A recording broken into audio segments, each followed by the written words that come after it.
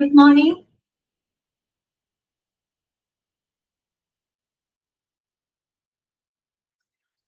Good morning.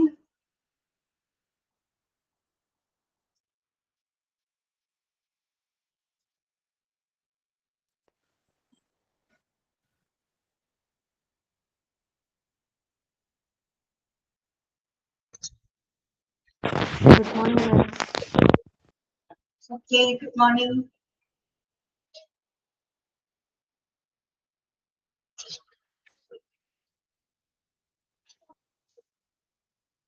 Okay, നമുക്കെല്ലാം തുടങ്ങിയാലോ എന്നാ എല്ലാവരും ജോയിൻ ചെയ്തോളൂ കേട്ടോ.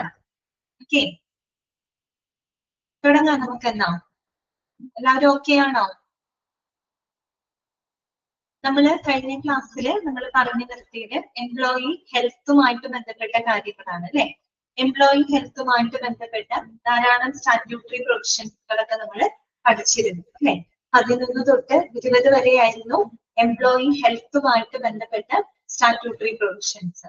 ഓക്കെ, അതുപോലെ തന്നെ ഒരു വർക്ക് പ്ലേസില് എംപ്ലോയി ഹെൽത്തിന്റെ ഇമ്പോർട്ടൻസ് എത്രത്തോളം ഉണ്ട്, അതിന്റെ ഒരു സിഗ്നിഫിക്കൻസ് എത്രത്തോളം ഉണ്ട്, ഇങ്ങനെയുള്ള കാര്യങ്ങളൊക്കെ നമ്മൾ കഴിഞ്ഞ ക്ലാസ്സിൽ ഡിസ്കസ് ചെയ്തിരുന്നു. ഓക്കെ, അത്രയും ഭാഗങ്ങളൊക്കെ വായിച്ചു നോക്കിയോ? എല്ലാവർക്കും ക്ലിയർ ആണോ? ഇത്രയും ഭാഗങ്ങൾ ഓക്കെ ആണോ എല്ലാവർക്കും? ഓക്കെ ആണ്.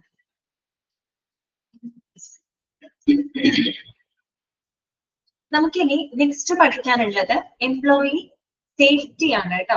എംപ്ലോയി സേഫ്റ്റിയുമായിട്ട് ബന്ധപ്പെട്ട കാര്യങ്ങളാണ് ഇനി നമുക്ക് നെക്സ്റ്റ് ഡിസ്കസ് ചെയ്യാനായിട്ടുള്ളത്. അപ്പോ എംപ്ലോയി ഹെൽത്ത് പോലെ തന്നെ ഏറ്റവും പ്രധാനപ്പെട്ട ഒരു കാര്യമാണ് ഇത് എംപ്ലോയീസിന്റെ സേഫ്റ്റി എന്ന് പറയുന്നത് അല്ലെ, സുരക്ഷിതത്വം.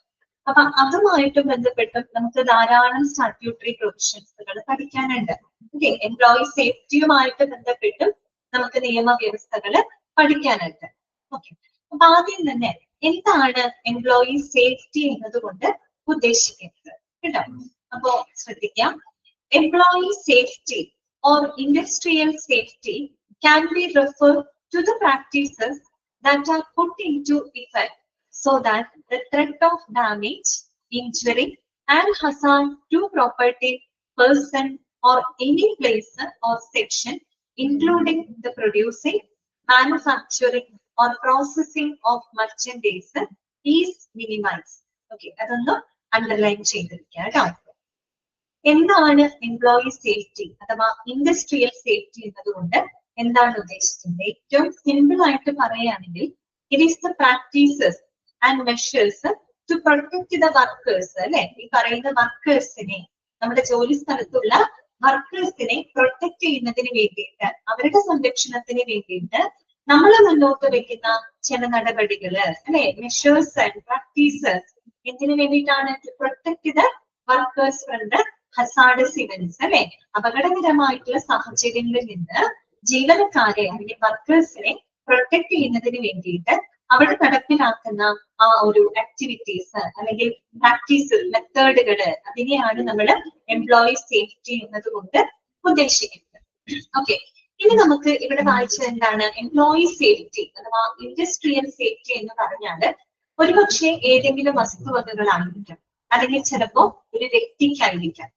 ഇനി അതുമല്ലെങ്കിൽ നമ്മൾ ഈ പറയുന്ന പോലെ ഒരു ഇൻഡസ്ട്രിയിൽ നടക്കുന്ന ഉൽപാദനം അല്ലെ, ഉൽപാദനം, പിന്നെ അതിന്റെ ഈ പറയുന്ന പോലെ പ്രൊഡ്യൂസിങ് അല്ലെ, അതിന്റെ ഉൽപാദനം, മാനുഫാക്ചറിങ്, അത് തന്നെ നിർമ്മാണം അല്ലെങ്കിൽ അതിന്റെ പ്രോസസ്സിങ്, ഇതുമായിട്ട് ബന്ധപ്പെട്ട പ്രവർത്തനങ്ങളൊക്കെ ചെയ്യുന്ന ഏതെങ്കിലും ഒരു വിഭാഗത്തിനോ അല്ലെങ്കിൽ ഏതെങ്കിലും ഒരു സ്ഥലത്തിനോ ഉണ്ടാകുന്ന നാശനഷ്ടങ്ങള് അല്ലെങ്കിൽ പരിക്കുകള്, ഇതിനെയെല്ലാം തന്നെ പ്രതിരോധിക്കാനായിട്ട് നമ്മൾ എടുക്കുന്ന ചില നടപടികള്, രീതികള്, അതിനെയാണ് നമ്മൾ എംപ്ലോയി സേഫ്റ്റി അഥവാ ഇൻഡസ്ട്രിയൽ സേഫ്റ്റി എന്നതുകൊണ്ട് ഉദ്ദേശിക്കുന്നത്.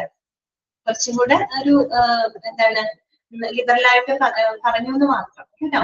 എംപ്ലോയി സേഫ്റ്റി എന്ന് പറഞ്ഞാൽ എന്താണ്? ഏതെങ്കിലും വസ്തുവകകൾക്കായിരിക്കാം, അല്ലെങ്കിൽ ഒരുപക്ഷെ ഒരു വ്യക്തിക്കായിരിക്കാം, അതുമല്ലെങ്കിൽ നമ്മൾ ഈ സാധനങ്ങളുടെ ഉൽപാദനം അല്ലെ, അതിന്റെ നിർമ്മാണം, അതിന്റെ പ്രോസസ്സിങ് എന്നിവയുമായിട്ട് ബന്ധപ്പെട്ട് ഏതെങ്കിലും വിഭാഗത്തിനായിരിക്കാം, അല്ലെങ്കിൽ ഏതെങ്കിലും ഒരു സ്ഥലത്തിനോ ഉണ്ടാകുന്ന നാശനഷ്ടങ്ങള്, പരിക്കുകള്, അപകടങ്ങള് എന്നിവയെല്ലാം പ്രതിരോധിക്കുന്നതിന് വേണ്ടിയിട്ടുള്ള നടപടിക്രമങ്ങളെയാണ് നമ്മൾ എംപ്ലോയി സേഫ്റ്റി എന്നതുകൊണ്ട് അഥവാ ഇൻഡസ്ട്രിയൽ സേഫ്റ്റി എന്നതുകൊണ്ട് ഉദ്ദേശിക്കുന്നത്.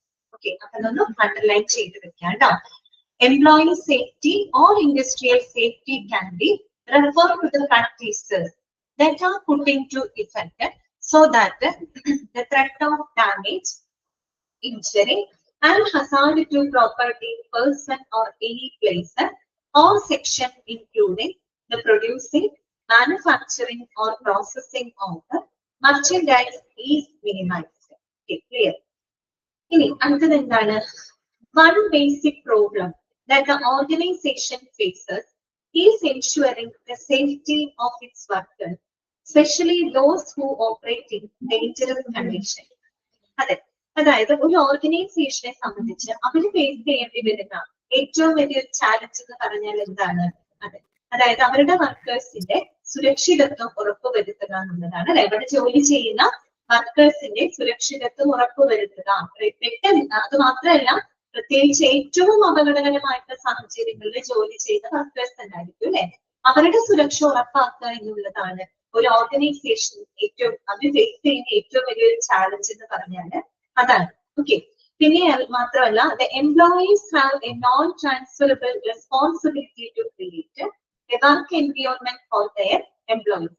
അതുപോലെ തന്നെ ഏതൊരു സ്ഥാപനത്തിനെ സംബന്ധിച്ചും അവരുടെ എംപ്ലോയേഴ്സ്, അതായത് ഉടമസ്ഥര് എംപ്ലോയീസിന് ഏറ്റവും സുരക്ഷിതമായിട്ടുള്ള ഒരു തൊഴിൽ അന്തരീക്ഷം പ്രൊവൈഡ് ചെയ്യാനുള്ള ഒരു റെസ്പോൺസിബിലിറ്റി ആർക്കാണുള്ളത്? എംപ്ലോയർക്കാണുള്ളത് അല്ലെ. ഒരു തൊഴിലുടമകൾ അവരുടെ റെസ്പോൺസിബിലിറ്റി എന്താണ്? അവിടെ വർക്ക് ചെയ്യുന്ന വർക്കേഴ്സിന്, ജീവനക്കാർക്ക് ഏറ്റവും സുരക്ഷിതമായിട്ടുള്ള ഒരു തൊഴിൽ സാഹചര്യം അവർക്ക് പ്രൊവൈഡ് ചെയ്യുക എന്നുള്ളത് എംപ്ലോയേഴ്സിന്റെ ഒരു റെസ്പോൺസിബിലിറ്റിയാണ്. ക്ലിയർ ആണല്ലോ? വേറെ കാര്യങ്ങളില്ല. എംപ്ലോയി സേഫ്റ്റി എന്താണ്, അതിന് എത്രത്തോളം പ്രാധാന്യം ഉണ്ടെന്നുള്ളതാണ് ഇവിടെ പറഞ്ഞിരിക്കുന്നത് കേട്ടോ. ഇനി നെക്സ്റ്റ് എന്താണ്?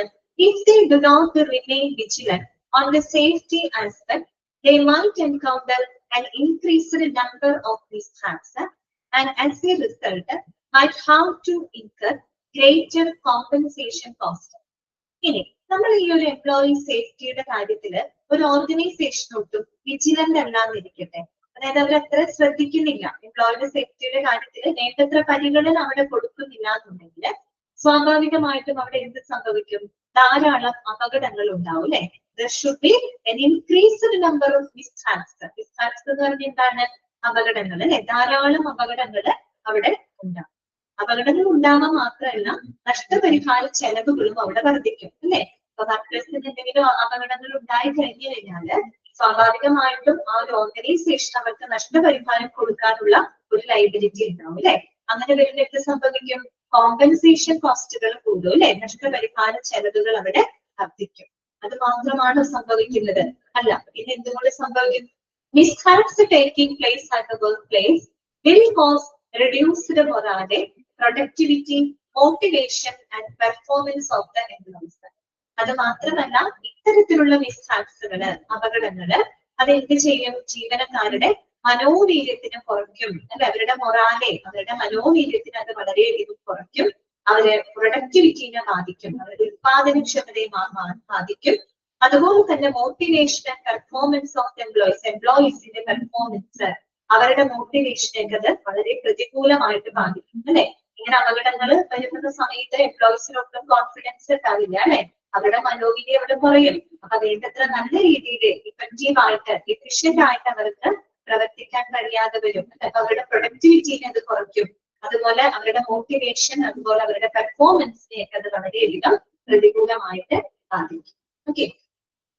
Moreover, industrial mishaps divert the focus of the organization from production to the non-fruitful actions like mishap litigation and diversion of reserves in order to meet compensation cost. അത് മാത്രമല്ല, ഒരു ഓർഗനൈസേഷനെ സംബന്ധിച്ച് പ്രൊഡക്ഷനിലോട്ട് ഫോക്കസ് ചെയ്യുന്നതിന് പകരമായിട്ട് ഇത്തരം അപകടങ്ങൾക്കുള്ള നഷ്ടപരിഹാരം കൊടുക്കുന്ന, അല്ലെങ്കിൽ നഷ്ടപരിഹാര ചെലവുകൾ വർദ്ധിക്കുന്ന ഒരു സാഹചര്യത്തിലോട്ട് അത് വഴി തെളിക്കുമെന്നാണ് പറയുന്നത് അല്ലെ. ഓർഗനൈസേഷൻ അവരുടെ ലക്ഷ്യങ്ങള് കറക്റ്റ് ആയിട്ട്, അവരുടെ ലക്ഷ്യം എന്താണ്? നല്ലൊരു പ്രൊഡക്ഷൻ ഉണ്ടാക്കുക എന്നുള്ളതാണ്. ആ ഒരു പ്രൊഡക്ഷനിൽ അവർക്ക് ഒരിക്കലും എന്ത് ചെയ്യാൻ പറ്റില്ല? ഫോക്കസ് ചെയ്യാനായിട്ട് സാധിക്കില്ല. പകരം ഈ അപകടങ്ങൾ ഉണ്ടാകുമ്പോൾ അതിന്റെ മുഴുവൻ നഷ്ടപരിഹാരം കൊടുക്കുന്ന രീതിയിലേക്ക് ആ എല്ലാ അസറ്റുകളും അതിലേക്ക് ഉപയോഗിക്കുന്ന ഒരു സാഹചര്യത്തിലോട്ട് വഴിതെളിക്കുമെന്നാണ് പറയുന്നത്. ഓക്കെ, അപ്പൊ നമ്മൾ ജസ്റ്റ് അവിടെ എംപ്ലോയി സേഫ്റ്റി എന്താണ്, അതിന് എത്രത്തോളം പ്രാധാന്യമുണ്ട്, ഒരു എംപ്ലോയി സേഫ്റ്റി ഇല്ലാതിരുന്നാൽ എന്തൊക്കെ സംഭവിക്കും എന്നതിനെ പറ്റിയിട്ടാണ് പറയുന്നത്. അപ്പൊ എംപ്ലോയി സേഫ്റ്റി എന്ന് പറഞ്ഞാൽ ഇത്രയേ ഉള്ളൂ.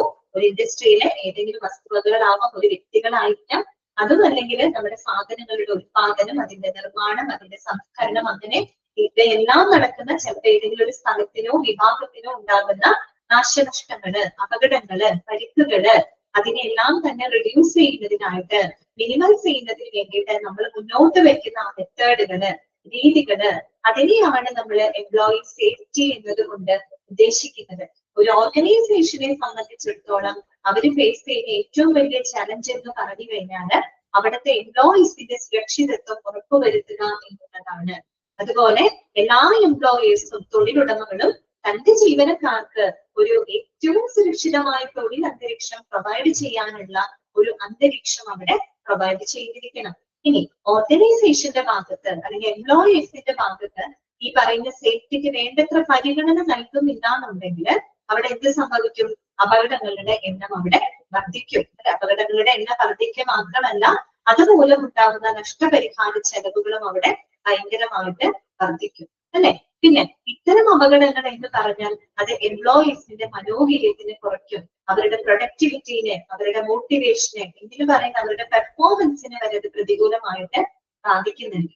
പിന്നെയോ ഓർഗനൈസേഷന് പ്രൊഡക്ഷനിലോട്ട് ഫോക്കസ് ചെയ്യുന്നതിന് പകരമായിട്ട് ഇത്തരം അപകടങ്ങൾക്കുള്ള നഷ്ടപരിഹാര ചെലവുകൾ കൊടുക്കുന്ന ആ ഒരു ആസ്പെക്റ്റിലോട്ട് അവർ വഴി മാറിപ്പോവാൻ തുടങ്ങും, അല്ലെ? അതൊക്കെ ഓർഗനൈസേഷനെ മൊത്തത്തിൽ എന്ത് ചെയ്യുന്നുണ്ട്? ബാധിക്കുന്നുണ്ട്.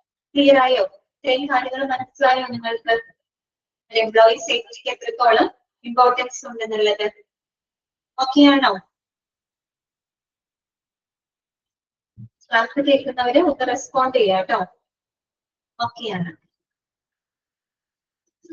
ജസ്റ്റ് ഒന്ന് വായിച്ചു നോക്കിക്കോളൂ. രണ്ട് പാരഗ്രാഫും ഒന്ന് ജസ്റ്റ് വായിച്ചു നോക്കിക്കോളൂ.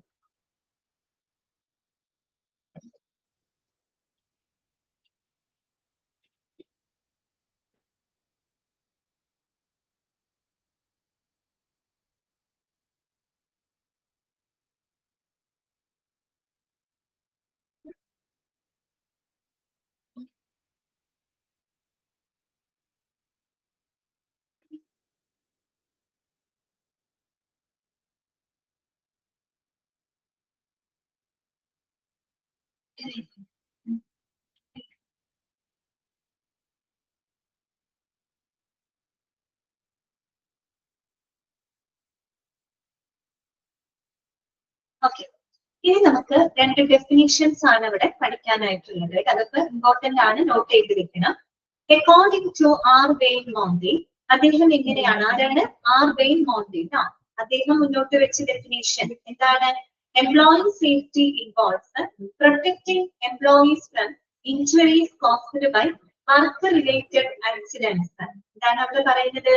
ജോലി സംബന്ധമായിട്ടുള്ള അപകടങ്ങളിൽ നിന്ന്, പരിക്കുകളിൽ നിന്ന് എംപ്ലോയീസിനെ പ്രൊട്ടക്ട് ചെയ്യുന്നതിനെയാണ് എംപ്ലോയി സേഫ്റ്റി എന്നതുകൊണ്ട് ഉദ്ദേശിക്കുന്നത്.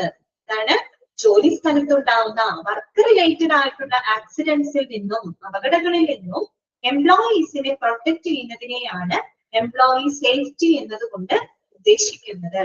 ആരുടെ ഡെഫിനേഷൻ ആണ്? R Wayne Mondy. R Wayne മോണ്ടിയുടെ ഡെഫിനേഷൻ ആണ്. അത് ഇമ്പോർട്ടന്റ് ആണ് കേട്ടോ.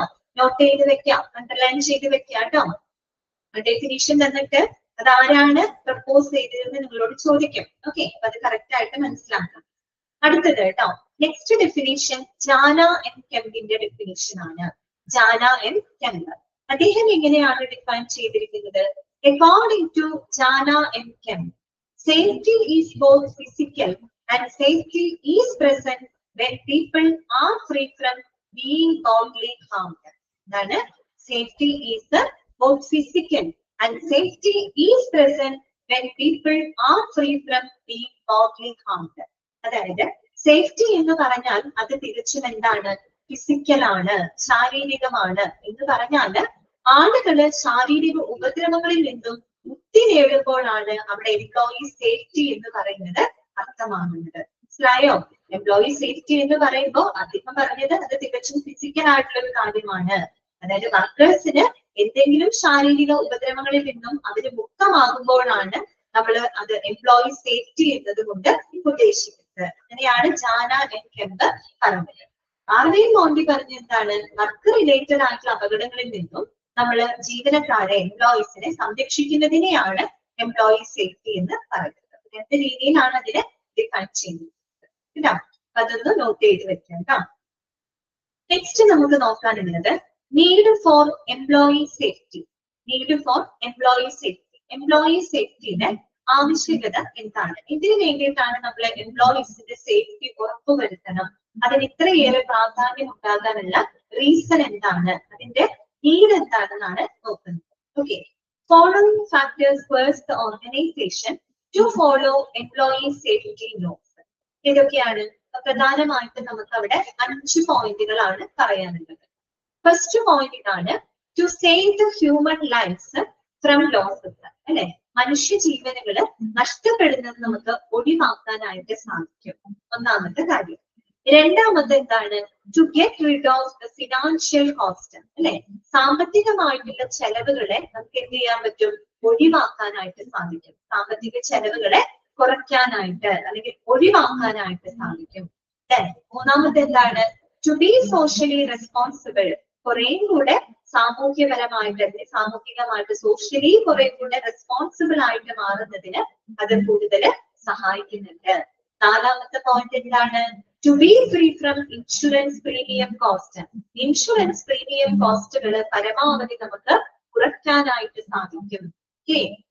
അഞ്ചാമത്തെ പോയിന്റ് എന്താണ്, to be free of fine or imprisonment against safety failure. അല്ലെ, സുരക്ഷാ ലംഘനങ്ങൾ മൂലമുണ്ടാകുന്ന തടവ് അല്ലെങ്കിൽ ഈ പറയുന്ന പിഴ, ഇതൊക്കെ നമുക്ക് ഒഴിവാക്കാനായിട്ട് സാധിക്കും. അല്ലെ, സുരക്ഷാ ലംഘനങ്ങൾ വന്നു കഴിഞ്ഞാല് സ്വാഭാവികമായിട്ടും ചിലപ്പോൾ ജയിൽ ശിക്ഷ അനുഭവിക്കേണ്ടതായിട്ട് വരും, അല്ലെങ്കിൽ എന്ത് ചെയ്യേണ്ടി വരും, പിഴയൊടുക്കേണ്ടതായിട്ട് വരും.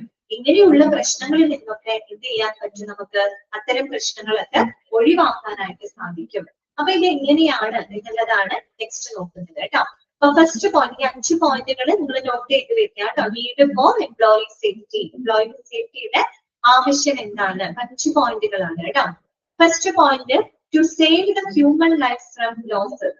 Human life is the most valuable thing around us, and it is the duty of employers to save their employees from any sort of danger. നമുക്കറിയാലോ, ഒരു മനുഷ്യ ജീവൻ എന്ന് പറഞ്ഞാല് അതൊരിക്കലും നമുക്ക് റീപ്ലേസ് ചെയ്യാൻ പറ്റാത്ത ഒരു കാര്യമാണ്. ഏറ്റവും വിലപ്പെട്ട ഒന്നാണ് ഹ്യൂമൻ ലൈഫ് എന്ന് പറയുന്നത്.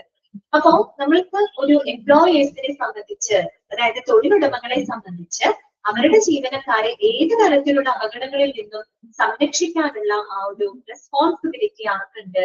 എംപ്ലോയേഴ്സിനുണ്ട്. അതിലൂടെ നമുക്ക് എന്ത് ചെയ്യാൻ പറ്റും? മനുഷ്യ ജീവനുകൾ നഷ്ടപ്പെടുന്നത് അവിടെ ഒഴിവാക്കാനായിട്ട് സാധിക്കും. അല്ലെ, to save the human lifes from losses എന്ന് പറഞ്ഞാല് ഹ്യൂമൻ ലൈഫ് എന്ന് പറഞ്ഞാൽ ഏറ്റവും വിലപ്പെട്ട ഒന്നാണ്. അല്ലെ, അപ്പൊ എംപ്ലോയേഴ്സ്, തൊഴിലുടമകള് തൊഴിലാളികളെ ഏത് തരത്തിൽ നിന്നുള്ള അപകടങ്ങളിൽ നിന്നും ആരിൽ നിന്നും സേവ് ചെയ്തിരിക്കണം? എംപ്ലോയീസിനെ സേവ് ചെയ്തിരിക്കണം. ഓക്കെ, ക്ലിയർ ആയോ? അത്രയേ ഉള്ളൂ. കേട്ടോ, രണ്ടാമത്തെ പോയിന്റ് ഇതാണ്, to get rid of the financial cost. നമുക്ക് സാമ്പത്തികമായിട്ടുള്ള ചെലവുകളെ പരമാവധി കുറയ്ക്കാനായിട്ട് സാധിക്കും, ഒഴിവാക്കാനായിട്ട് സാധിക്കും. നോക്കാം, as a result of disability or death of an employee, an organization has to bear both direct and indirect costs. Direct costs such as financial compensation to the injured or the deceased family, and indirect costs such as the interruption in work and the cost incurred in employing and training new workers who would take place of the injured or deceased worker. അതായത് ഇപ്പൊ നമ്മൾ എംപ്ലോയീസിന്റെ safety നമ്മൾ അധികം പരിഗണിക്കുന്നില്ല. ഈ പറയുന്ന എംപ്ലോയിക്ക് എന്തെങ്കിലും തൊഴിൽ സംബന്ധമായിട്ട് ഒരു അപകടം ഉണ്ടായിട്ട് വിചാരിക്കുക.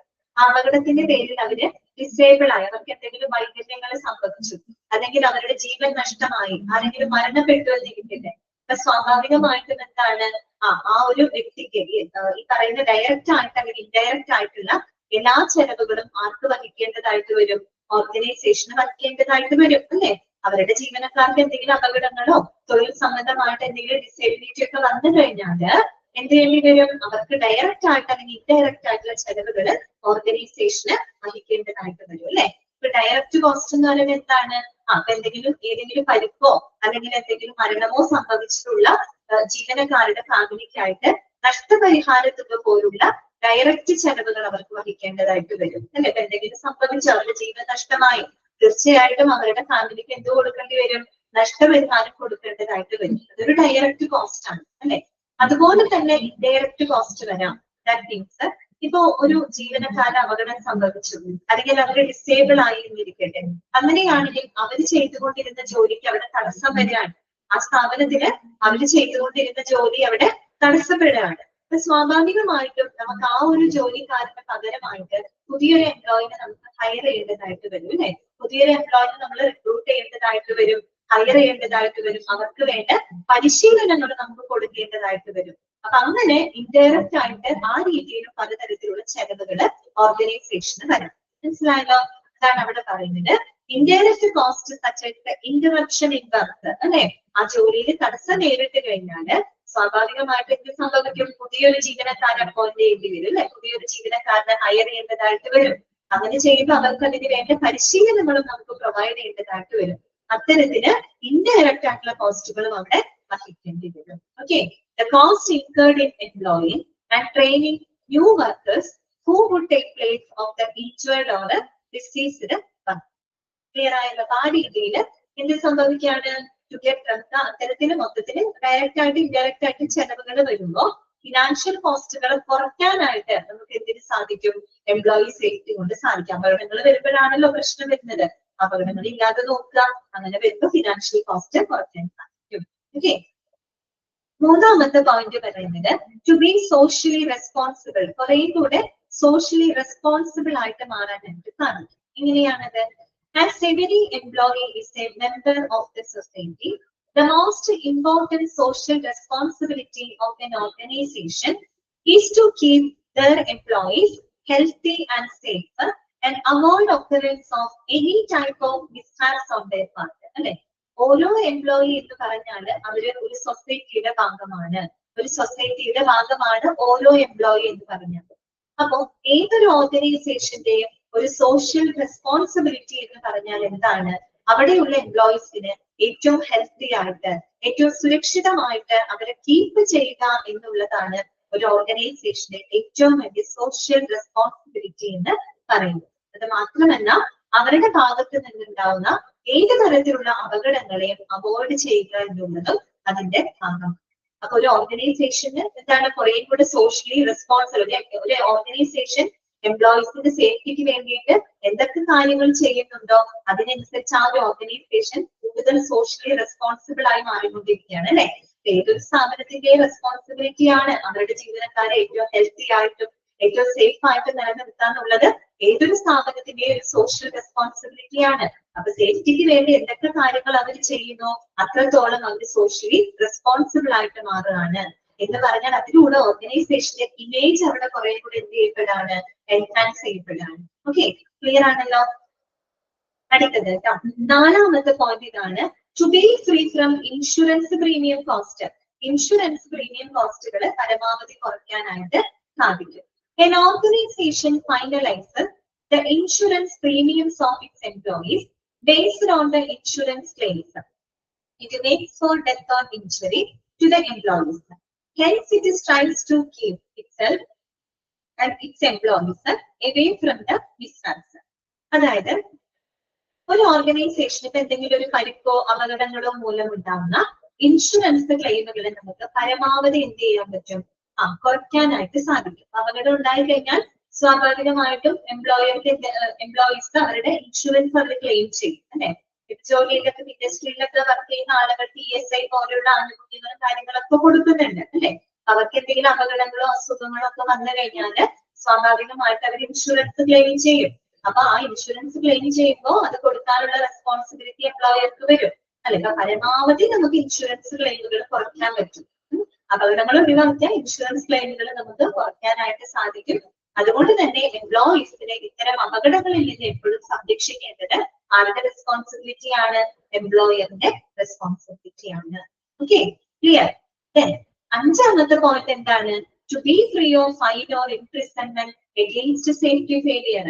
ഇത്തരം സുരക്ഷാ നടപടിക്രമങ്ങൾക്ക് സേഫ്റ്റി ഫെയിലിയർ മൂലം, സുരക്ഷാ ലംഘനങ്ങൾ മൂലം ഉണ്ടാകുന്ന ജയിൽ ശിക്ഷ അതുപോലെ ഫൈനൊക്കെ നമുക്ക് ഒഴിവാക്കാനായിട്ട് സാധിക്കും. ജസ്റ്റ് ഒന്ന് വായിച്ചേ നിങ്ങളൊക്കെ വരെ.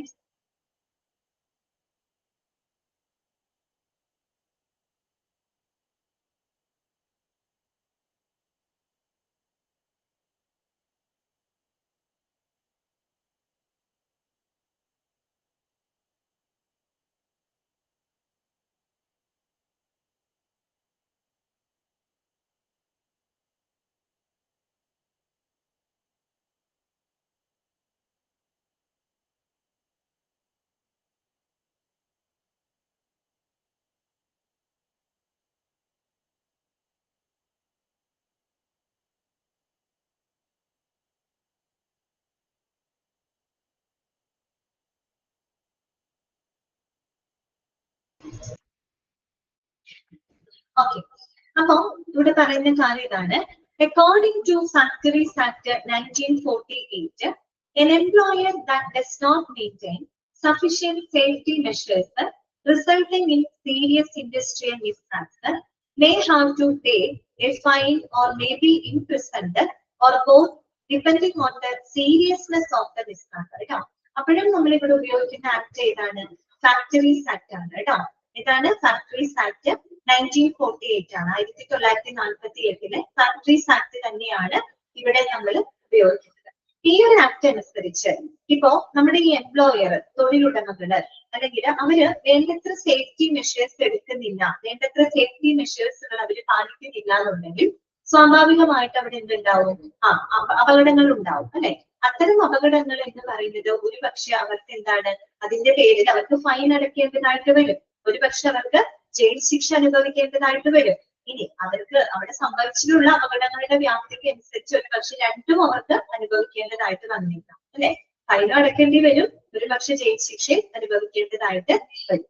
അപ്പോ ഇവിടെ പറയുന്നത്, if N industrial മിസ്ഹാപ്പ് is informed and the concerned authority such as the chief inspector of factories finds out through primary investigation that there were lapses in the safety measures, he can delegate orders and get the management prosecuted for severe carelessness. അപ്പോ ഇത്തരത്തിലുള്ള industrial എന്തെങ്കിലും അപകടങ്ങൾ അവിടെ നടന്നതായിട്ട് report ചെയ്യപ്പെടുകയാണെങ്കിൽ സ്വാഭാവികമായിട്ടും concern authority എന്ന് പറയുമ്പോൾ chief inspector of factory ആണ് അല്ലെ, അദ്ദേഹം പ്രൈമറി ഇൻവെസ്റ്റിഗേഷനിലൂടെ അവിടെ അപകടങ്ങൾ അല്ലെങ്കിൽ സുരക്ഷാ ലംഘനങ്ങൾ നടന്നിട്ടുള്ളതായിട്ട് കണ്ടെത്തി കഴിഞ്ഞാല് അവർക്ക് എന്ത് ചെയ്യാം? ചീഫ് ഇൻസ്പെക്ടർക്ക് ആ ഒരു മാനേജ്മെന്റിനെതിരായിട്ട്, സിവിയർ കെയർലെസ്നെസ്സിനെതിരായിട്ട് പ്രോസിക്യൂട്ട് ചെയ്യാവുന്നതാണ്. ഓക്കെ, അപ്പൊ അത്രയേ ഉള്ളൂ പറയുന്നത്. അപ്പൊ ഫാക്ടറീസ് ആക്ട് ആണ് അവിടെ ഉപയോഗിക്കുന്നത് 1948. ആ ഒരു ആക്ട് അനുസരിച്ച് നമ്മുടെ എംപ്ലോയർ ഈ പറയുന്ന വേണ്ടത്ര സേഫ്റ്റി മെഷേഴ്സുകൾ ആ ഒരു സ്ഥാപനത്തിന് മെയിൻറ്റെയിൻ ചെയ്യുന്നില്ല എന്നുണ്ടെങ്കിൽ സ്വാഭാവികമായിട്ടും അതുമൂലം അവിടെ അപകടങ്ങൾ ഉണ്ടാവും. അത്തരം അപകടങ്ങൾ അവർക്ക് എന്താണ്, ഒന്നുകിൽ ഫൈൻ അടയ്ക്കേണ്ടി വരും, അല്ലെങ്കിൽ ജയിൽ ശിക്ഷ അനുഭവിക്കേണ്ടതായിട്ട് വരും, അതും അല്ലെങ്കിൽ അപകടത്തിന്റെ വ്യാപ്തിക്ക് അനുസരിച്ച് രണ്ടും അവർക്ക് അനുഭവിക്കേണ്ടതായിട്ട് വന്നേക്കാം. ഇനി അത്തരത്തിലൊരു ഇൻഡസ്ട്രിയൽ മിസ്ഹാപ്സുകൾ അവിടെ എന്താണ് നടന്നിട്ടുള്ളതായിട്ട് റിപ്പോർട്ട് ചെയ്യപ്പെട്ട് കഴിഞ്ഞാൽ ചീഫ് ഇൻസ്പെക്ടർ എന്ത് ചെയ്യും? അവരുടെ പ്രൈമറി ഇൻവെസ്റ്റിഗേഷനിലൂടെ സുരക്ഷാ ലംഘനങ്ങൾ നടന്നിട്ടുള്ളതായി കണ്ടെത്തി കഴിഞ്ഞാൽ മാനേജ്മെന്റിനെതിരെ സിവിയർ കെയർലെസ്നെസ്സിന്റെ പേരിൽ അവര് പ്രോസിക്യൂട്ട് ചെയ്യാവുന്നതാണ്. ഓക്കെ, അപ്പൊ നമ്മള് എന്താണ്, ഈ ഒരു സേഫ്റ്റി പാലിക്കുകയാണെങ്കിൽ ഇത്തരത്തില് നമുക്ക് എന്ത് ചെയ്യാൻ പറ്റും? ഫൈൻ അല്ലെങ്കിൽ ഇംപ്രിസൺമെന്റ് അങ്ങനെയുള്ള പ്രശ്നങ്ങളെയൊക്കെ നമുക്ക് അവോയ്ഡ് ചെയ്യാനായിട്ട് സാധിക്കും. ക്ലിയർ ആണോ പറഞ്ഞത്? അപ്പൊ അത്രയും പോയിന്റുകൾ ഓർത്ത് വെക്കാം കേട്ടോ. ഓക്കെ ആണോ? 5 പോയിന്റുകളും ക്ലിയർ ആണോ? ഓക്കെ, ജസ്റ്റ് ഒന്ന് വായിച്ചു നോക്കിയേ, 5 പോയിന്റുകൾ ഒന്ന് വായിച്ചു നോക്കിയേ.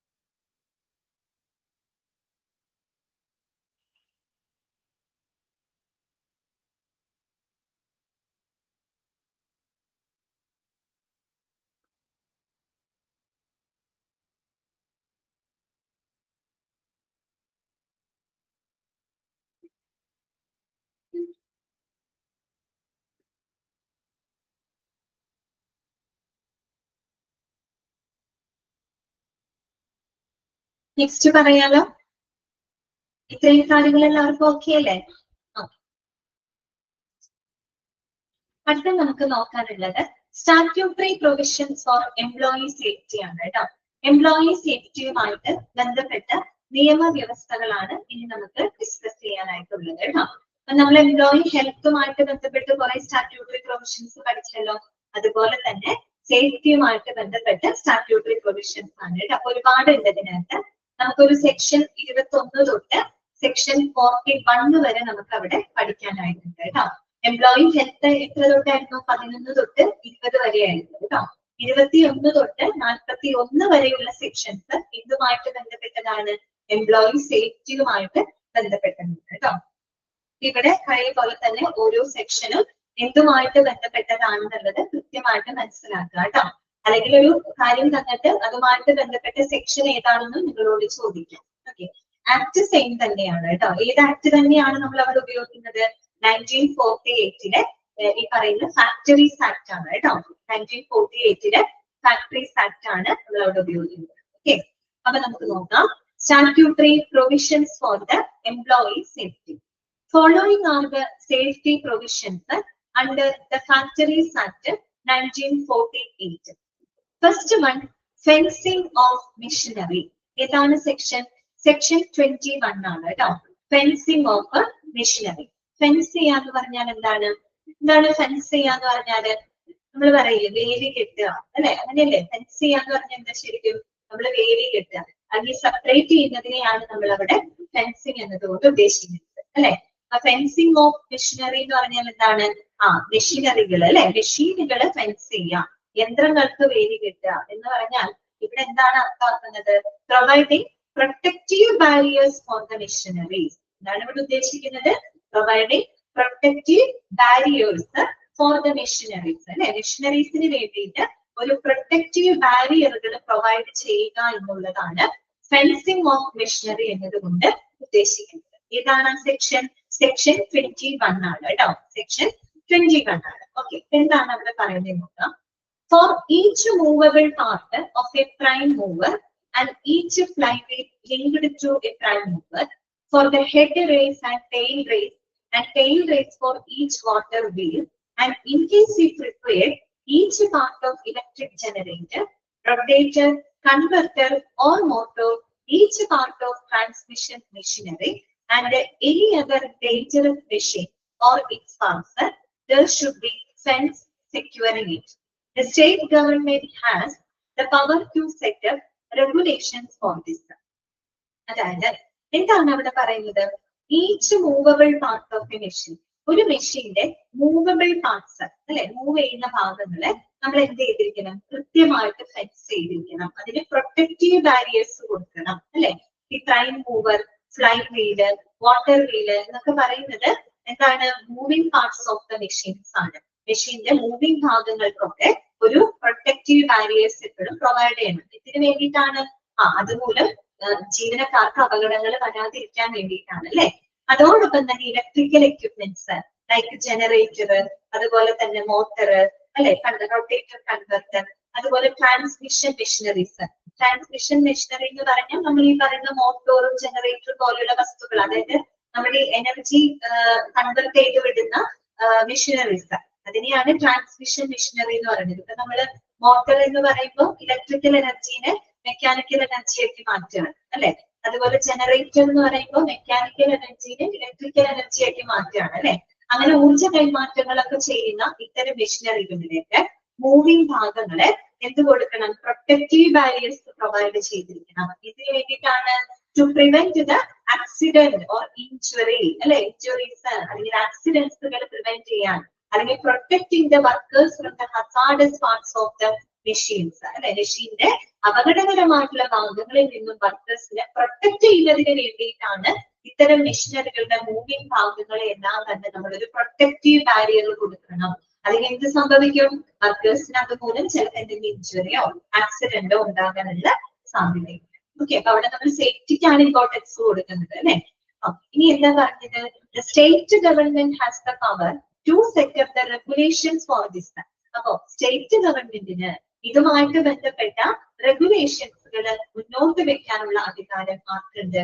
സ്റ്റേറ്റ് ഗവൺമെന്റിനുണ്ട്. അത് നമ്മൾ എംപ്ലോയി ഹെൽത്ത് പറഞ്ഞപ്പോഴും പറഞ്ഞു അല്ലെ.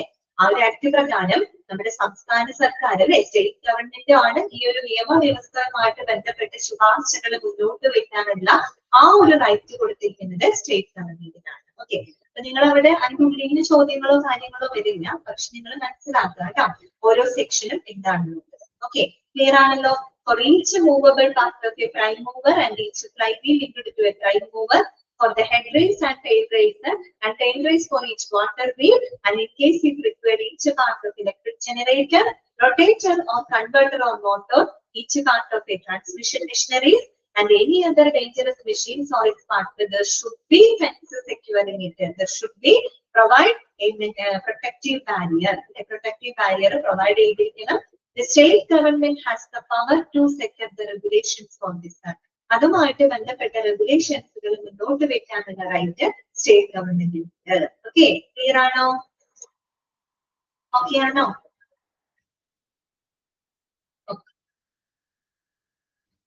അടുത്തത് കേട്ടോ, നെക്സ്റ്റ് സെക്ഷൻ എന്ന് പറയുന്നത് work on or near machinery in motion. Section 22 ആണ് കേട്ടോ. രണ്ടാമത്തെ സെക്ഷൻ 22ാമത്തെ സെക്ഷൻ എന്താ പറയുന്നത്? Work on or near machinery in motion. ചലിക്കുന്ന യന്ത്രങ്ങള് അല്ലെങ്കിൽ മെഷീനറികള് അതിന് സമീപമുള്ള ജോലിയുമായിട്ട് ബന്ധപ്പെട്ട നിയമവ്യവസ്ഥ. സെക്ഷൻ 21 എന്തായിരുന്നു? ഫെൻസിങ് ഓഫ് മെഷീൻ, മെഷീനറിയുമായിട്ട് ബന്ധപ്പെട്ടതാണെങ്കിൽ. രണ്ടാമത്തെ സെക്ഷൻ 22 പറയുന്നത് ഇത്തരത്തിൽ ചലിക്കുന്ന യന്ത്രങ്ങള് അല്ലെങ്കിൽ മെഷീനറികളുടെ സമീപത്ത് വർക്ക് ചെയ്യുന്നതുമായിട്ട് ബന്ധപ്പെട്ട നിയമവ്യവസ്ഥകളാണ് സെക്ഷൻ 22 പറയുന്നത്. അതായത് in case if it is essential to inspect any part of moving machinery, the inspection can be done only by an expert worker wearing tight fitting clothes. അതായത് ഇപ്പൊ നമുക്ക് ഏതെങ്കിലും മെഷീനറികളുടെ ഏതെങ്കിലും മൂവിംഗ് ഭാഗങ്ങള്, moving part of the machineries നമുക്ക് inspect ചെയ്യേണ്ടതായിട്ട് വന്നാൽ, പരിശോധിക്കേണ്ടതായിട്ട് വന്നു കഴിഞ്ഞാൽ അത് വളരെ എക്സ്പേർട്ട് ആയിട്ടുള്ള ഒരു വർക്ക്, അതും ടൈറ്റ് ഫിറ്റിംഗ് ക്ലോത്ത്സ്, അതായത് വളരെ ടൈറ്റ് ഫിറ്റിംഗ് ആയിട്ടുള്ള ടൈറ്റ് ഫിറ്റിംഗ് ക്ലോത്ത്സുകൾ ധരിച്ചുകൊണ്ട് ഒരു എക്സ്പേർട്ട് ആയിട്ടുള്ള ഒരു വർക്കറിന് മാത്രമേ അത്തരം പരിശോധന നടത്താനായിട്ട് അനുവാദമുള്ളൂ. എന്തുകൊണ്ടാണ് ടൈറ്റ് ഫിറ്റിംഗ് ആയിട്ടുള്ള ക്ലോത്ത്സ് ധരിക്കുന്നത്? ലൂസായ വസ്ത്രവും ധരിച്ച് അതിന്റെ അടുത്ത് പോയി കഴിഞ്ഞാൽ ചിലപ്പോൾ ആ മെഷീന്റെ ഇടയിൽ കുടുക്കി പോവാനോ അല്ലെങ്കിൽ മെഷീനിലേക്ക് കയറി പിടിക്കാനോ ഉള്ള ചാൻസ് ഉണ്ട് അല്ലെ.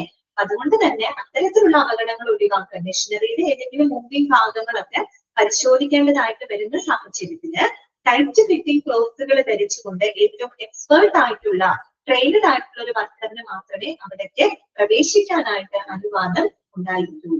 ഓക്കെ, പിന്നെ എന്താണ് പറയുന്നത്? He is not permitted to touch the belt of a moving pulley if it is more than 6 inches wide and the belt joint is either laced or flush with the belt. കേട്ടോ, അത് മാത്രമല്ല ഇത് ഈ ഒരു എന്താണ് belt, അതായത് ബെൽറ്റിന്റെ വീതി, ഇപ്പൊ നമ്മള് വീടുകളിലൊക്കെ പോകുമ്പോ കണ്ടിട്ടില്ലേ നിങ്ങള്? വീടിലൊക്കെ പോകുന്ന സമയത്ത് വലിയ വലിയ മെഷീനറി ഇങ്ങനെ ബെൽറ്റ് കിടന്ന് കറങ്ങുന്നതൊക്കെ കാണാം അല്ലെ. അപ്പൊ ഇൻഡസ്ട്രി എന്നൊക്കെ പറയുമ്പോൾ വലിയ വലിയ ധാരാളം മെഷീനറീസ് ഉണ്ടായിരിക്കും.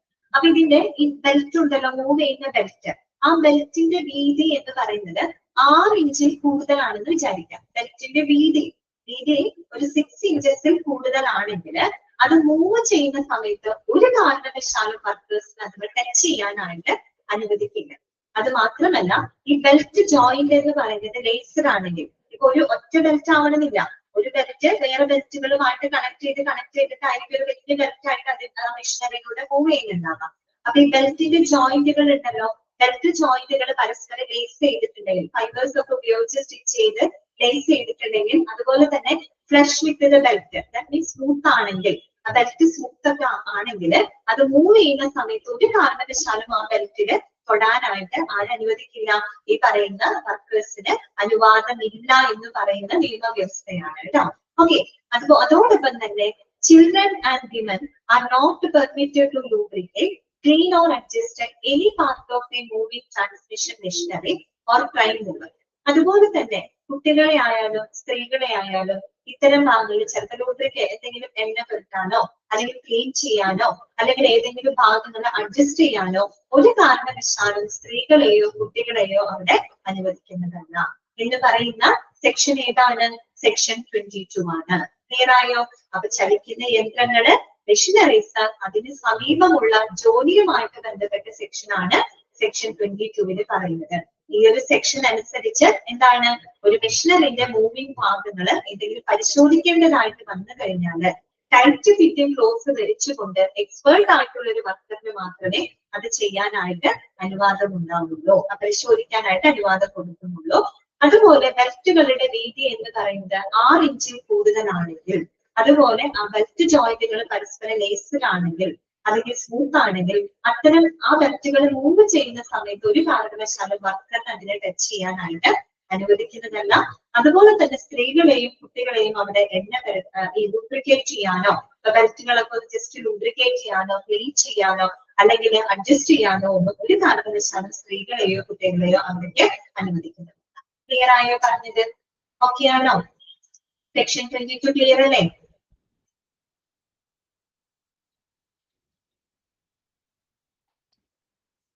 നെക്സ്റ്റ് വരുന്നതാണ് അടുത്ത സെക്ഷൻ. അപ്പൊ ഓരോ സെക്ഷനും നിങ്ങൾ ഓർത്തോർത്തിരിക്കുകയാണ് കേട്ടോ. അടുത്ത സെക്ഷൻ 23 ആണ് കേട്ടോ. 23ാമത്തെ സെക്ഷൻ എന്താണ് പറയുന്നത്? Employment of young persons on dangerous machinery. അതായത് അപകടകരമായിട്ടുള്ള യന്ത്രങ്ങളില് എന്താണ് പണിയെടുക്കുന്ന യങ് പേഴ്സൺസ് കേട്ടോ. അതായത് ഈ ഡേഞ്ചറസ് മെഷീനറീസിലൊക്കെ വർക്ക് ചെയ്യുന്ന യുവാക്കളുടെ ജോലിയുമായിട്ട് ബന്ധപ്പെട്ട ഒരു സെക്ഷൻ ആണ് സെക്ഷൻ 23 പറയുന്നത് കേട്ടോ. അതായത് യങ് പേഴ്സൺസ്, ഇത്തരം ഡേഞ്ചറസ് മെഷീനറീസിൽ വർക്ക് ചെയ്യുന്ന യങ് പേഴ്സൺസിന്റെ എംപ്ലോയ്മെന്റുമായിട്ട് ബന്ധപ്പെട്ട നിയമവ്യവസ്ഥയാണ് സെക്ഷൻ 23 പറയുന്നത്. ഓക്കെ, അപ്പൊ യങ് പേഴ്സൺസ് എന്ന് പറയുമ്പോൾ അവർ ഏറ്റവും പ്രൊഡക്റ്റീവ് ആയിട്ടിരിക്കുന്ന സമയമാണ് അല്ലെ, ഏറ്റവും എഫിഷ്യന്റ് ആയിട്ട്, ഏറ്റവും പ്രൊഡക്റ്റീവ് ആയിട്ട് അവര് സ്ഥാപനത്തിൽ വർക്ക് ചെയ്യുന്ന ആ ഒരു കാലഘട്ടമാണ് അല്ലെ. അപ്പൊ അവർക്ക് പ്രത്യേകം ഒരു സുരക്ഷ അവിടെ നമ്മൾ കൊടുക്കേണ്ടതുണ്ട്. അവർക്ക് മാത്രമല്ല എല്ലാവർക്കും ഉണ്ട്. അപ്പൊ അതുമായിട്ട് ബന്ധപ്പെട്ട് പ്രത്യേകം നല്ലൊരു സെക്ഷൻ ആണ് സെക്ഷൻ 23 പറയുന്നത്. ഓക്കെ, അപ്പൊ നോക്കാം.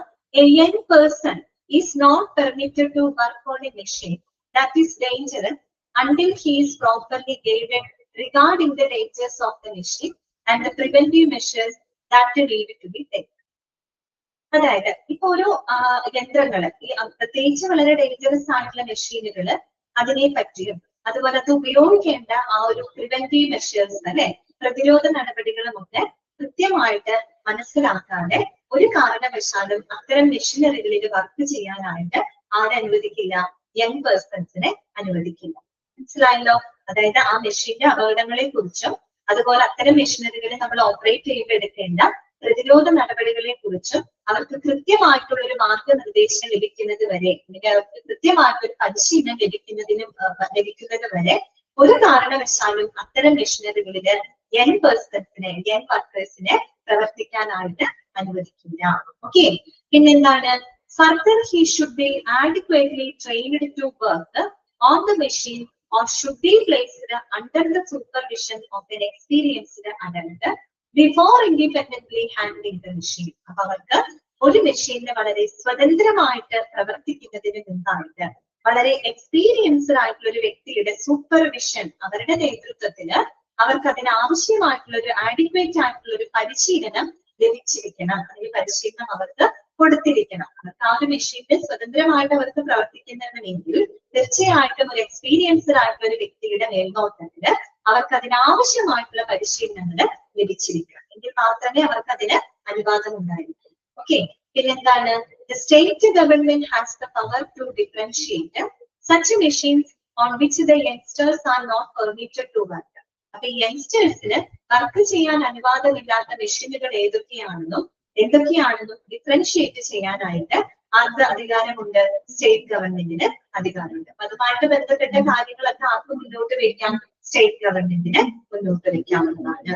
ഓക്കെ, ക്ലിയർ ആയോ പറഞ്ഞത്? ഓക്കെ ആണോ? വായിച്ചു നോക്കൂ. ആ 3 സെക്ഷൻസുകൾ നിങ്ങളൊന്ന് വായിച്ച് ക്ലിയർ ചെയ്ത് വെച്ചേ, എന്നിട്ട് നമുക്ക് അടുത്തത് പറയാം.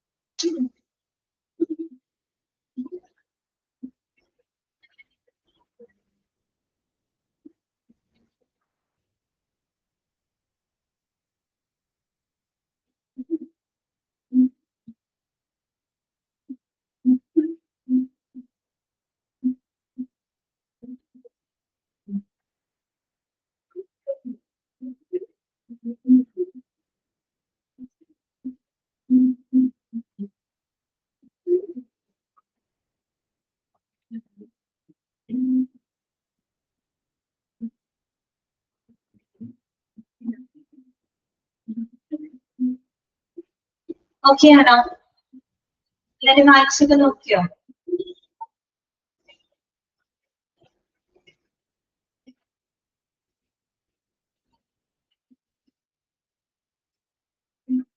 നെക്സ്റ്റ് വരുന്നത് കേട്ടോ, അടുത്ത സെക്ഷൻ 24 എന്തുമായിട്ട് ബന്ധപ്പെട്ടതാണ്? Striking gear and devices for cutting off power. എന്താണ് striking gear and devices for cutting off power? അതായത് പവർ ഓട്ടോമാറ്റിക് ആയിട്ട് കട്ട് ഓഫ് ചെയ്യാനായിട്ട് നമ്മൾ ഉപയോഗിക്കുന്ന ചില മെക്കാനിക്കൽ ടൂൾസുകളാണ് striking gear and other devices. അതായത് ഇപ്പൊ ഈ മെഷീനറികളൊക്കെ ഇങ്ങനെ വർക്ക് ചെയ്യുന്ന സമയത്ത് എന്തെങ്കിലും കാരണവശാൽ എന്തെങ്കിലും കുടുങ്ങി പോവുകയോ അല്ലെങ്കിൽ ഇപ്പൊ ജീവനക്കാരെ തന്നെ അവരുടെ അതിന്റെ ഇടയിൽ പെടുകയോ അതിന്റെ ഇടയിൽ കുടുങ്ങി പോവുകയൊക്കെ ചെയ്ത് കഴിഞ്ഞാല് ഓട്ടോമാറ്റിക് ആയിട്ട് അവിടെ പവർ കട്ട് ഓഫ് ആവണം അല്ലെ? എന്ത് സംഭവിക്കും? അപകട സാധ്യത വർദ്ധിക്കും അല്ലെ? എന്തെങ്കിലും ഇടയിൽ പെട്ട് കഴിഞ്ഞാൽ ഓൺ ദ സ്പോട്ട് തന്നെ ആ മെഷീനറി എന്ത് ചെയ്യണം? ഓട്ടോമാറ്റിക് അവിടെ പവർ കട്ട് ഓഫ് ആവണം. പവർ കട്ട് ഓഫ് ആയ മെഷീൻ അവിടെ സ്റ്റോപ്പ് ആവണം. ഓക്കെ, അപ്പൊ അതിന് വേണ്ടിയിട്ട് നമ്മൾ ഉപയോഗിക്കുന്നതാണ് ഈ സ്ട്രൈക്കിംഗ് ഗിയർ, പിന്നെ അതിനോടനുബന്ധിച്ചുള്ള മറ്റ് പല മെക്കാനിക്കൽ ഡിവൈസസ് കേട്ടോ. അപ്പൊ അത്തരം പവർ കട്ട് ഓഫ് ചെയ്യുന്ന സ്ട്രൈക്കിംഗ് ഗിയർ ഡിവൈസസ് ഇതുമായിട്ട് ബന്ധപ്പെട്ട സെക്ഷൻ ആണ് സെക്ഷൻ 24-നകത്ത് പറയുന്നത്. ഓക്കെ, അപ്പൊ നമുക്കത് വായിക്കാം. In machines where driving belts are used, appropriate striking gear or any other efficient mechanical tool needs to be available and always in use while moving these belts. അതായത് നമ്മൾ ഈ പറയുന്ന മെഷീൻസുകളില് അതായത് ഡ്രൈവിംഗ് ബെൽറ്റുകൾക്ക് ഉപയോഗിക്കുന്ന ഇത്തരം മെഷീനുകളില് നമ്മൾ എന്ത് ചെയ്തിരിക്കണം? അനുയോജ്യമായിട്ടുള്ള സ്ട്രൈക്കിംഗ് ഗിയറുകളും മറ്റ് എഫിഷ്യന്റ് ആയിട്ടുള്ള മെക്കാനിക്കൽ ടൂളുകളും നമ്മൾ അവിടെ ലഭ്യമാക്കിയിരിക്കണം. ഓക്കെ, പ്രത്യേകിച്ച് ഡ്രൈവിംഗ് ബെൽറ്റുകളൊക്കെ ഉപയോഗിക്കുന്ന മെഷീനറികളില് അപ്രോപ്രിയേറ്റ് ആയിട്ടുള്ള സ്ട്രൈക്കിംഗ് ഗിയറുകളും എഫിഷ്യന്റ് ആയിട്ടുള്ള മെക്കാനിക്കൽ ടൂൾസുകളും അവിടെ ലഭ്യമാക്കിയിരിക്കണം. ലഭ്യമാക്കിയാൽ മാത്രം പോരാ, always in use while moving these belt. ഇത്തരം ബെൽറ്റുകൾ മൂവ് ചെയ്യുന്ന സമയത്ത് അത് നിർബന്ധമായിട്ടും ഉപയോഗിക്കാൻ വേണം. വെറുതെ ലഭ്യമാക്കിയതുകൊണ്ട് മാത്രം കാര്യമില്ല. അത് മൂവ് ചെയ്യുന്ന സമയത്ത് ബെൽറ്റുകൾ മൂവ് ചെയ്യുന്ന സമയത്ത് അത് എപ്പോഴും എന്തായിരിക്കണം? പ്രവർത്തനക്ഷമമായിരിക്കണം. അതെപ്പോഴും ഉപയോഗിച്ചിരിക്കണം. ഓക്കെ, പിന്നെ നെക്സ്റ്റ് എന്താണ് പറയുന്നത്? The workers need to take successful measures to make sure that the belt is dragging back into the fast pulleys. അതുപോലെ നമ്മൾ ഈ പറയുന്ന ബെൽറ്റുകള് അതിന്റെ പുള്ളികളിലേക്ക്, ദാറ്റ് മീൻസ് അതിന്റെ കറക്റ്റ് ട്രാക്കിലോട്ട് തിരികെ സ്ഥാപിച്ചിട്ടുണ്ടെന്ന് ഉറപ്പുവരുത്തണം. കാരണം ഈ ബെൽറ്റുകൾ ഇങ്ങനെ മൂവ് ചെയ്തുകൊണ്ടിരിക്കുകയാണ് അല്ലെ?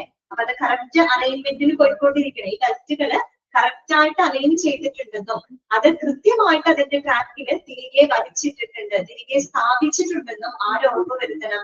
അവിടുത്തെ വർക്കേഴ്സ് ഉറപ്പുവരുത്തണം. നമ്മൾ സൈക്കിളൊക്കെ ഓടിക്കുമ്പോൾ ചെയിൻ തെറ്റി പോവാറില്ലേ?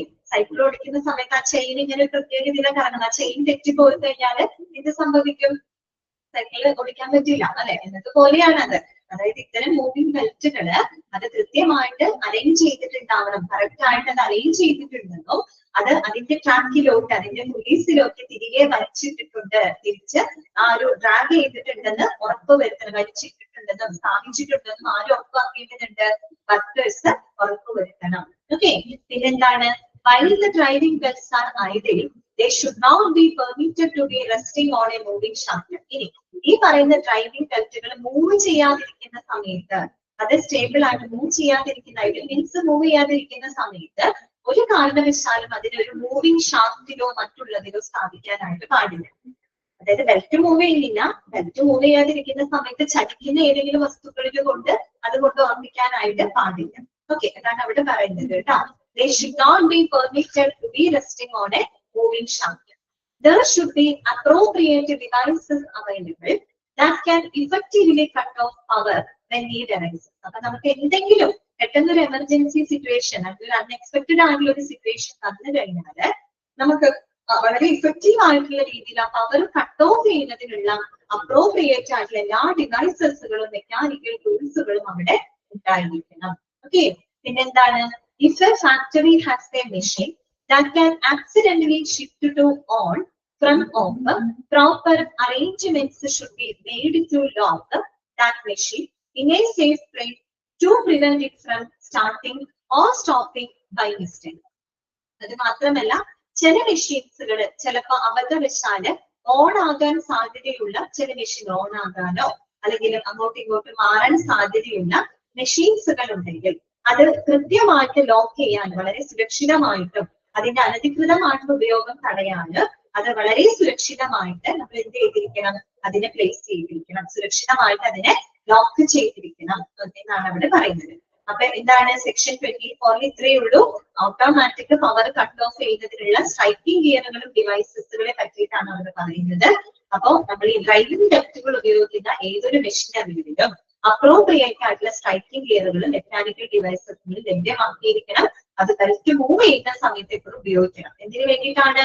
എന്തെങ്കിലും അതിന്റെ ഇടയിൽ പെട്ടുപോകാണെങ്കിൽ കുടുങ്ങി പോകാണെങ്കിൽ ഓട്ടോമാറ്റിക് ആയിട്ട് പവർ കട്ട് ഓഫ് ആവണം. അതിന് വേണ്ടിയിട്ടാണ് നമ്മൾ ഈ പറയുന്ന സ്ട്രൈക്കിംഗ് ഗിയറുകളും മെക്കാനിക്കൽ ഡിവൈസസിന്റെ ഉപയോഗിക്കുന്നത്. അതോടൊപ്പം തന്നെ ഇത്തരം മെഷീനുകൾ, ഇത്തരം ബെൽറ്റുകൾ അത് കറക്റ്റ് ആയിട്ട് അലൈൻ ചെയ്തിട്ടുണ്ടെന്നും അത് അതിന്റെ ട്രാക്കിലേക്ക് തിരികെ സ്ഥാപിച്ചിട്ടുണ്ടെന്നും ഉറപ്പുവരുത്തേണ്ടതുണ്ട്.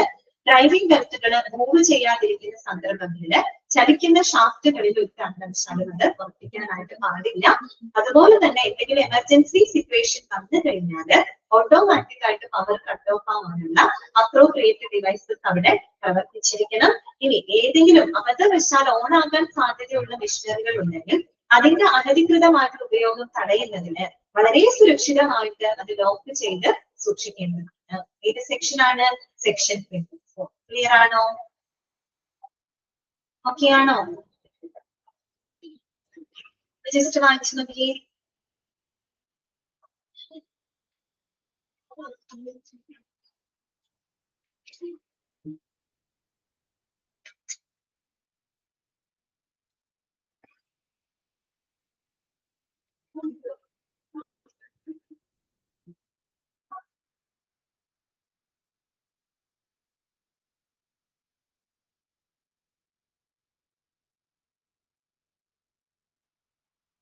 ഓക്കെ, നെക്സ്റ്റ് വരുന്നത് കേട്ടോ, അടുത്ത സെക്ഷൻ എന്ന് പറഞ്ഞാൽ സെക്ഷൻ 25 ആണ്. 25ാമത്തെ സെക്ഷൻ ഏതാണ്?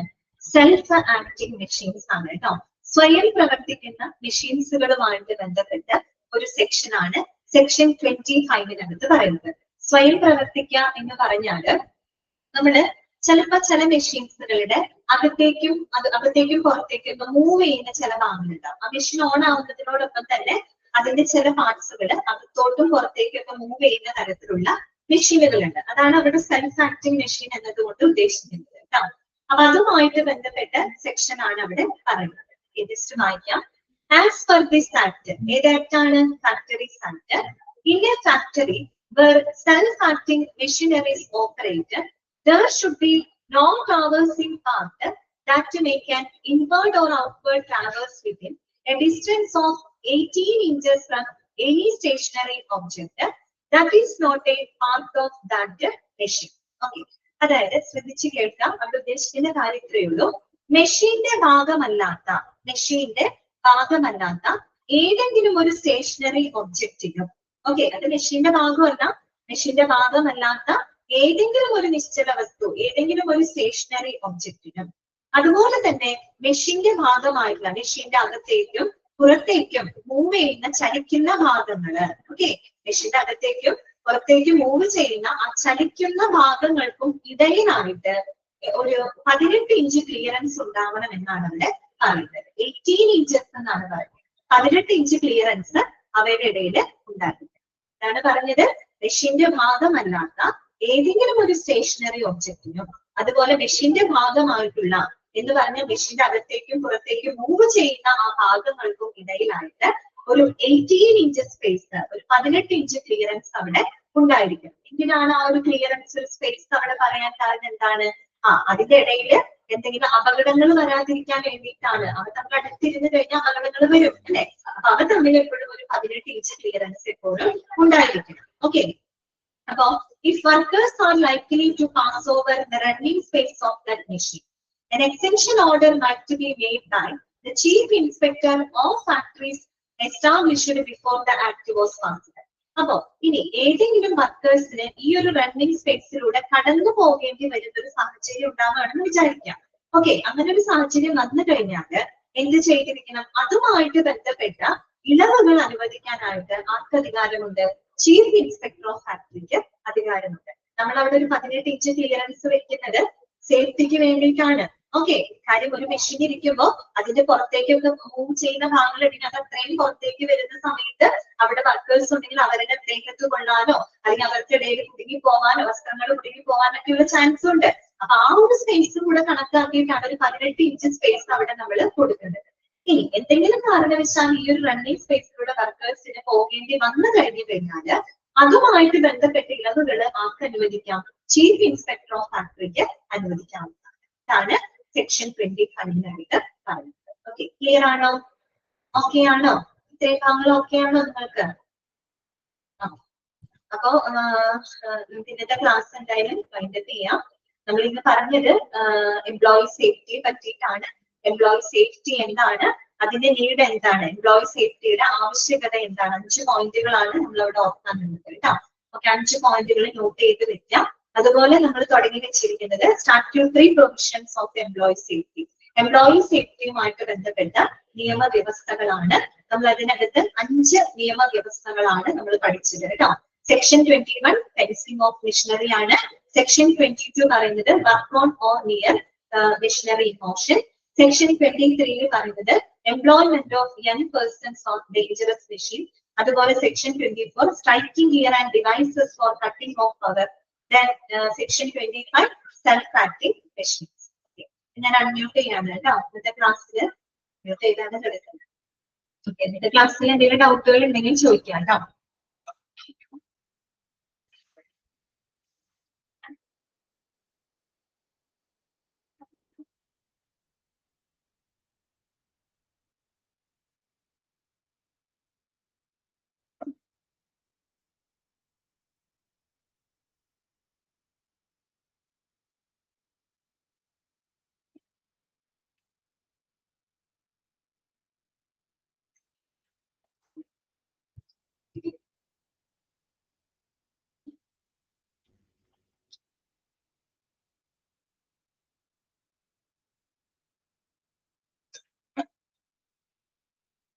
എന്തെങ്കിലും ഡൗട്ട്സുകൾ ഉണ്ടെങ്കിൽ എനിക്ക് ചോദിക്കാം കേട്ടോ.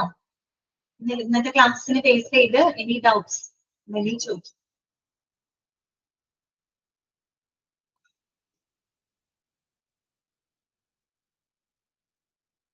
ഓക്കെ, ക്ലിയർ ആണെന്ന് വിചാരിക്കുന്നു കേട്ടോ.